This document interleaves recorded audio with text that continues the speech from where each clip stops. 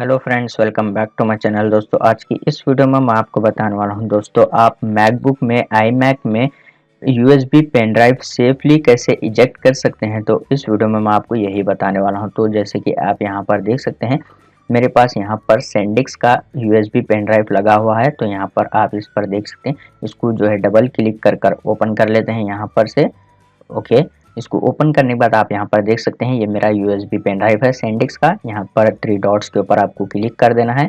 Simple, इस पर click करने के बाद यहाँ पर आपको इजेक्ट सैंडिस्क, यहाँ पर इस ऑप्शन पर आप क्लिक कीजिए। तो जैसे कि आप यहाँ पर देख सकते हैं, मेरा पेन ड्राइव जो है यहाँ पर सेफली इजेक्ट हो गया है, यानी कि रिमूव हो गया है। तो इस तरीके से आप इजीली मैकबुक में, मैक ओएस में USB pen drive safely eject कर सकते हैं। उम्मीद है आपको ये छोटा सा वीडियो पसंद आ गया हो, तो प्लीज़ लाइक कर देना और चैनल को सब्सक्राइब करे बिना मत जाना। मिलते हैं नेक्स्ट वीडियो में।